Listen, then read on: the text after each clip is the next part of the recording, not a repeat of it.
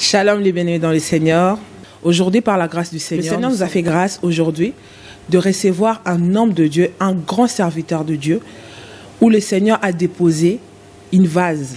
Là où le Seigneur a utilisé et continue toujours à utiliser, c'est le bishop José Rosa. Il est aujourd'hui parmi nous. On va parler d'un thème, un thème très important. Et ce thème, c'est comment attendre le temps de Dieu. Nous sommes presque tous impatients de voir des changements dans nos vies. Nous sommes impatients de voir la réalisation de nos promesses que le Seigneur nous a promis. Et aujourd'hui, par la grâce de Dieu, on va essayer de connaître la pensée de l'homme de Dieu, comment il peut nous expliquer, comment patienter, comment vivre l'accomplissement de promesses de Dieu, comment attendre la solution, comment être guéri, comment être patient, comment vivre l'accomplissement de promesses de Dieu. Pendant ces temps, comment nous pouvons vivre ce moment très douloureux qu'on peut traverser, de moments de pression, de moments de dépression, de moments de beaucoup de choses. Il y a beaucoup de personnes qui sont dans la vallée des ossements desséchés. Ils cherchent juste que le Seigneur parle, que la prophétie de l'Éternel puisse s'accomplir dans leur vie.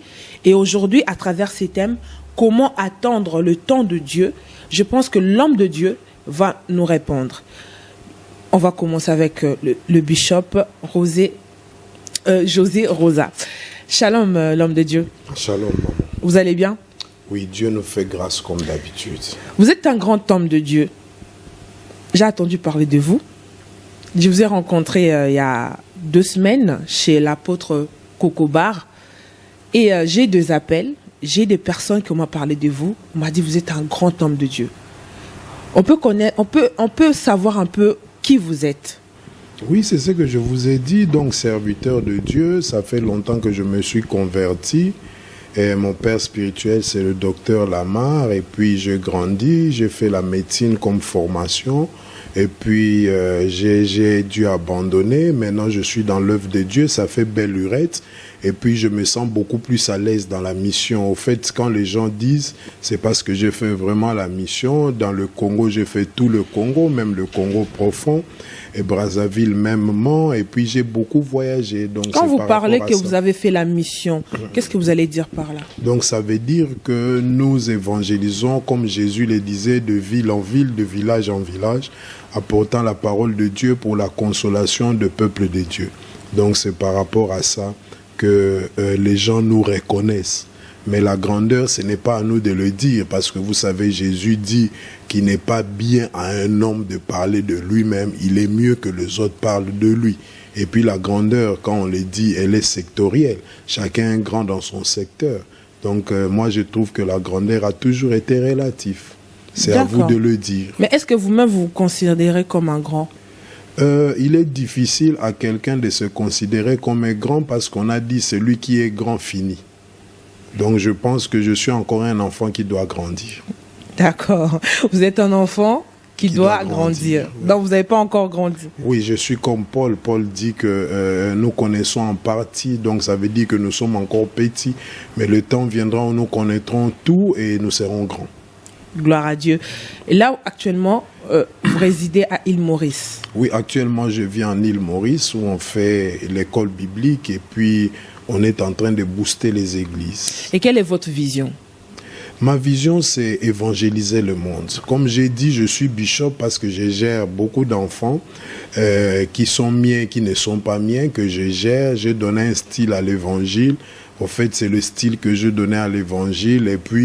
Et puis maintenant, ma vision, c'est évangéliser le monde. C'est quoi le style que vous avez donné à l'évangile?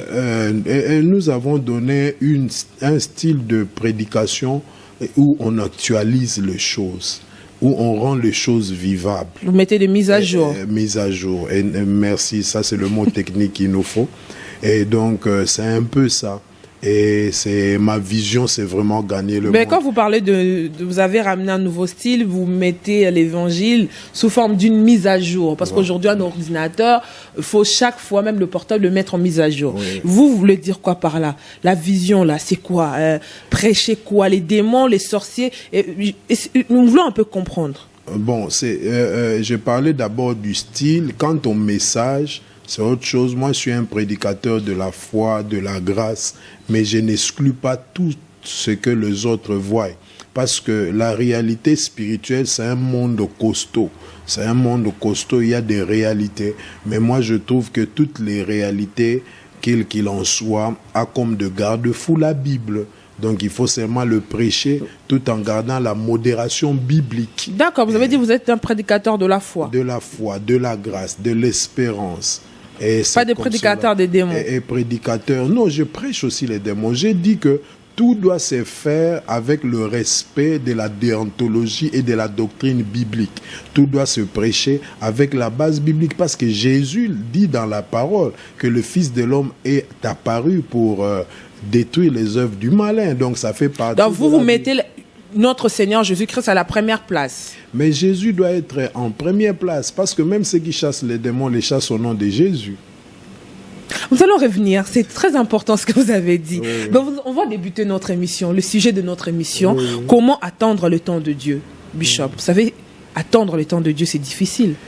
Oh non, c'est pas difficile. Au fait, je ne veux pas aller par par une étude doctrinale pour essayer de répondre à la préoccupation de cette émission. Et je ne veux pas chercher beaucoup de points de peur que nos téléspectateurs soient embrouillés. Et aujourd'hui, je veux beaucoup plus stigmatiser sur un seul point. Je veux dire qu'il est mieux d'entendre le temps de Dieu en dormant. Donc, pour bien entendre le temps de Dieu, il faut dormir. Et quand nous dormons, c'est en ce moment-là que le temps de Dieu va vite venir. Donc on va rester là, bien-aimés dans le Seigneur. Le bishop a dit, on va attendre le temps de Dieu en dormant. Vous savez que c'est fort. C'est à vous de le dire. Non, mais moi, pour moi, c'est fort. Amen. Vous savez que dormir, on peut mourir en dormant. Mais non, on peut marcher aussi et mourir. On peut chanter aussi et mourir. La mort n'a pas de position principale. Donc, tout mouvement peut nous provoquer la mort. C'est pas seulement dormir. Et puis d'ailleurs, quand on parle aussi de la mort, c'est exclu. Vous savez que même Jésus, quand il parle de l'espérance d'ailleurs, de l'éternité que nous avons, il dit que nous, en réalité, nous ne mourrons pas, nous dormons. Là, il faut être un aigle pour comprendre. Oui, oui. Là, je suis troublé un peu, là. Oui, oui. Expliquez-nous un peu. Bon, maintenant, s'il faut que j'explique et que je donne le message, je veux commencer par un point beaucoup plus facile pour que les chrétiens comprennent. Donc là, je veux un peu prêcher pendant 10 minutes. Vous savez, Pierre s'est retrouvé en prison.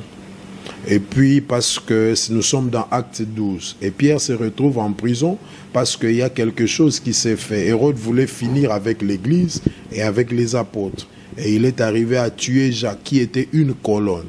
Et le peuple lui a rassuré en disant, mais Jacques, c'est pas trop important, tu dois tuer Pierre qui est la tête. La nuit qui précédait la mort de Pierre, Pierre, c'était un parent. C'est d'ailleurs l'unique apôtre où on a parlé de sa femme et de sa belle-mère dans la Bible. Et puis maintenant, ce jour-là, Pierre dormait.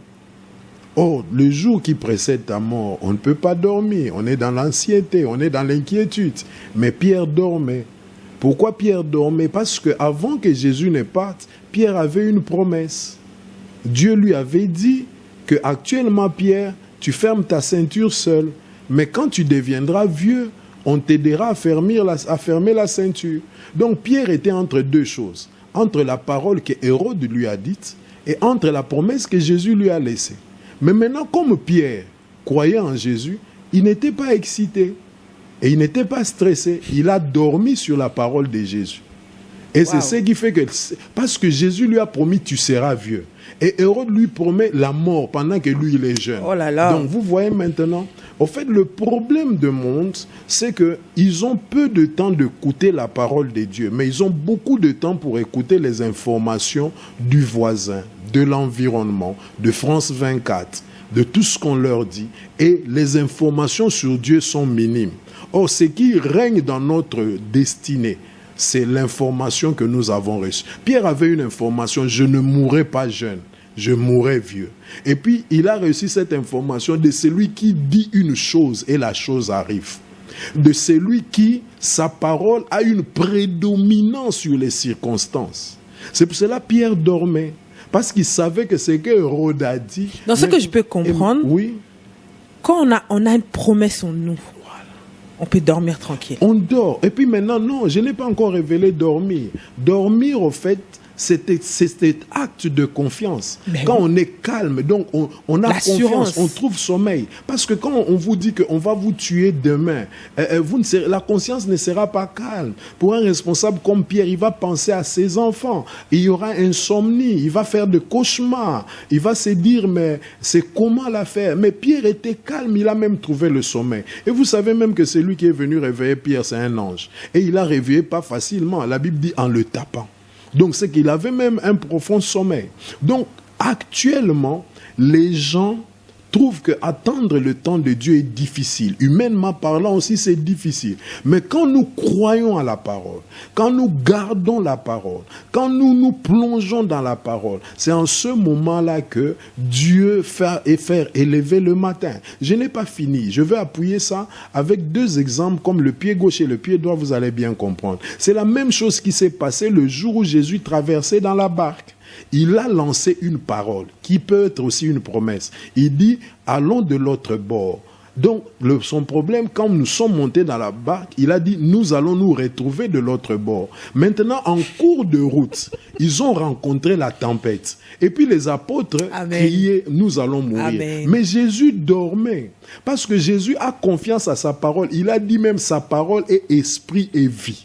Amen. Mais maintenant, nous, humains que nous sommes, quand on voit de telles tempêtes, on est bousculé, on est agité. Pourquoi on est agité? À cause des informations. Vous savez, dans de tels cas, il y a des gens qui à côté vont dire « Mon oncle qui était pêcheur a rencontré une telle tempête, il est mort. » Mais il oublie que lui n'est pas son oncle.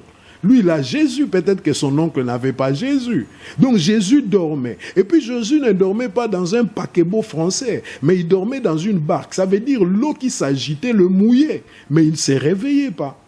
Donc, il avait confiance à la parole. Au fait, les apôtres ont négligé la parole que Jésus a donnée pour voir les circonstances. Et plus ils essayaient de maintenir la barque, plus la barque s'enfonçait. C'est pour cela qu'ils se sont levés pour dire « Jésus, nous périssons ». Jésus était fâché parce qu'ils ont bousculé son sommeil, qui est un acte de confiance, en leur disant « Mais homme de peu de foi, je vous ai libéré la parole. Appuyez-vous sur cette parole. Dormez sur cette parole. » Mais pourquoi est-ce que vous ne voulez pas dormir sur cette parole et puis vous regardez aux circonstances, à la parole que le vent vous donne, à la parole que la tempête vous donne? Ces paroles-là, c'est pas vrai, ce sont des réalités, mais ma parole, c'est même la vie.